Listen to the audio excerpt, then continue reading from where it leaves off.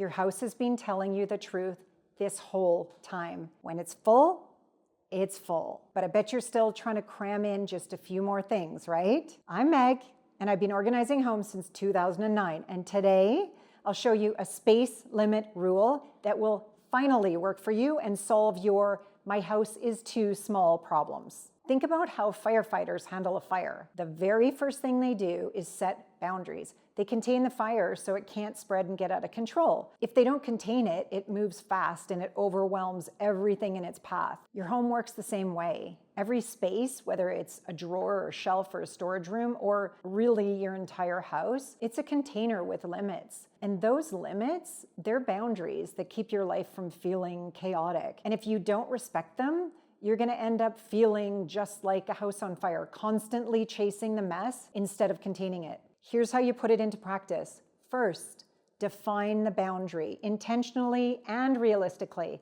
I want you to look at the actual size of the space that you have for the things that you want to keep. Maybe it's one shelf. Maybe it's one bin. Maybe it's one drawer. That's your container. So the first step is to contain it by setting the boundaries that are the container of it. Then, as you're trying to decide what can and can't fit into the space, notice which of the 4 traps start to show up. It's not really about the square footage. It's never really about the square footage. It's about the stories we attach to our things. And those stories usually fit into 4 buckets. Perfectionism. I was so scared of making the wrong decision that doing nothing felt safer, and that perfectionism kept me stuck before I could make any real progress. We often wait for the perfect plan, the perfect storage system, or the perfect person to give something to. And the truth is, it's ridiculous because perfect never comes. Decluttering is a practice. It's not a one-time event. Progress happens when you stop searching for perfect and start honoring your boundaries. Also, don't get stuck in hunting for the perfect friend or the perfect charity who will appreciate the thing the most. That's just perfectionism sneaking in again. A good enough donation drop is better than holding on to something forever. Part of overcoming perfectionism is not waiting for the perfect time or an entire weekend to start. It's just starting, and starting with something easy. So try it today. Start with an easy category. Practice letting go of 3 things to prove to your brain that nothing catastrophic is going to happen when you make a choice. Decision fatigue. Every item in your house is like a voice asking, "Do you need me? Where do I go?" It's exhausting, and here's why. Our brains already make thousands of decisions in a day. What to wear, what to eat, what emails to answer. By the time you face clutter, your decision-making fuel is low. That's why you stare at the pile and you feel stuck. It's not laziness, I promise. It's overload. Pick one item that you've been debating forever and decide today, yes or no, and then move on. That single final choice closes the mental loop and frees up your energy. And honestly, that's the whole point. Not just deciding about the object, you're protecting your mental health and lowering your anxiety. When you stay focused on the bigger goal, the decision becomes a lot clearer. Okay, here's a way to practice this right away. Go to your sock drawer right now. Socks are low risk, they're inexpensive, they're not usually sentimental and emotional, so it's an easy one. I want you to make the decisions right away. Look for ones that are like a one-off. Goodbye. Stop trying to match it up for the rest of your life. I also want you to go find ones that maybe are stretched or have holes. Socks are so easy to do. One decision, make it quick. Move on. There's probably a ton of socks that you just don't even wear anymore. They're not your style or you don't work anymore, but it's an easy one. Do the sock drawer, move on, make the decision quick. Sentimentality. Letting go of family heirlooms or gifts can feel like you're rejecting the person who gave them to us. But for generations, things were passed down because they were useful, they were expensive, and they were hard to replace. But times have changed. We don't need most of what our parents used, and they're not the ones sorting through it. We are. Someone has to end the cycle, and it's okay if that someone's you. Letting go doesn't erase the story. You can keep the memory without keeping the object, I promise. A way to build this emotional muscle is to pick a sentimental item that you never use and that you don't have on display. Say the story out loud. Take a picture, write it down, whatever gets the story out, and then let the item go. That's how you honor without holding onto the item, by protecting the connection, not the clutter, and giving yourself permission to move forward. I bought this wedding dress in 2004. It was ridiculously expensive, too expensive. I flew to New York to get it. I had to get it from this certain designer. The thing about it now is that the money was spent in 2004. I'm not getting it back by keeping it, but all I'm doing is keeping the shame and the guilt about overspending. The shoes also, that's another story. They were designer shoes. They were never comfortable in the first place. And the problem with the wedding dress is I kept it for so long that no one else can even use it anymore. If I donated it right away, maybe somebody could have got some pleasure from it. So get rid of the wedding dress a little bit after the wedding, let someone else use it, but you're not going to get the money back by keeping it. You can't really sugarcoat it. It's hard, but it's the truth.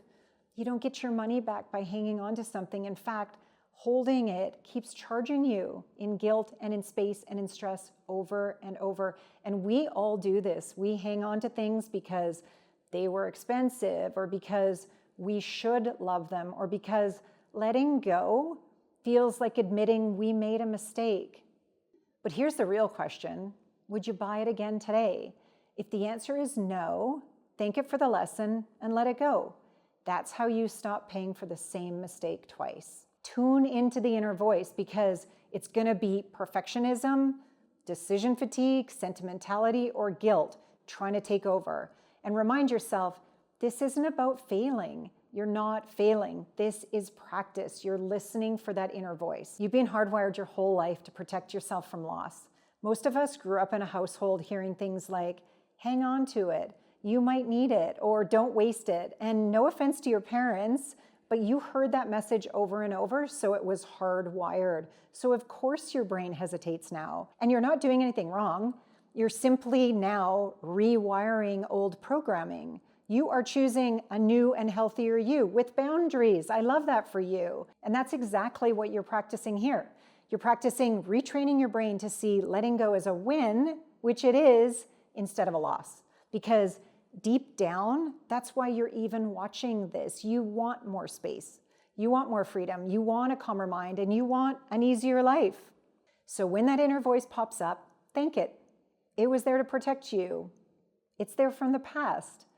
And then gently tell it to sit and stay in the corner, because you're doing things differently now. I want you to ask yourself 3 questions. Do I love it? Do I use it? Would I buy it again today?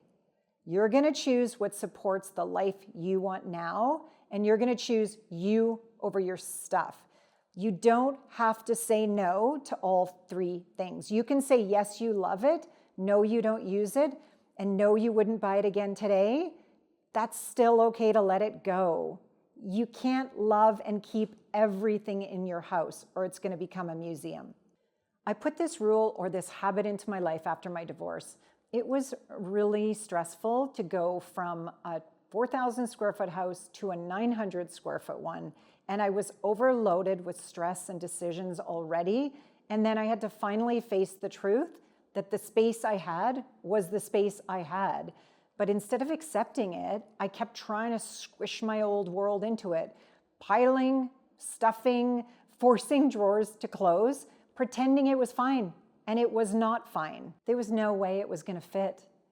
I was living in a storage unit of my past, boxed in because I couldn't admit that my life and my space had changed. And after hitting rock bottom, I realized I didn't have an organization problem. I had a letting go problem. So I started doing the hard things. I started actually letting go. I had to be deliberate about what really deserved my space. And here's the thing, it's not always obvious. Just because something's in your house doesn't mean it's earned the right to stay. So I started asking, do I love this thing? Do I use this thing? Would I go out and buy this thing again today? And those were the questions that snapped me back into reality whenever I started to fantasize about the potential of things or who I used to be when I bought them. And the more honest I got, the more I realized I simply didn't have the space for everything, even if I loved it. And that's when it finally hit me. You need to respect the boundaries and let the container decide how much you can keep, because it can only hold so much. Let the container be the bad guy. If the drawer is full, the drawer is full. That's your answer. It's not a sign to go buy a bigger dresser and more drawers. It's a sign to respect the space you already have. If your house is full, your house is full. You don't need a bigger house. You just need to work with what you have and respect that your house is the size that your house is. Basically, it's not that your house is too small. It's that you have too much stuff. Neurons that fire together wire together. The more you practice letting go, the more your brain learns that you're safe. You're going to feel calmer and you're going to create more space in your life. So try this today. Pick one category.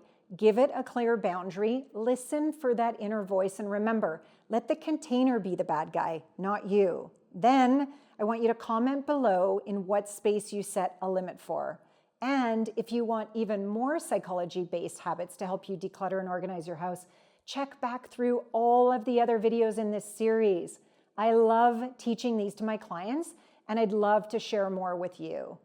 If you like what you heard in this video, make sure you like this video and hit subscribe.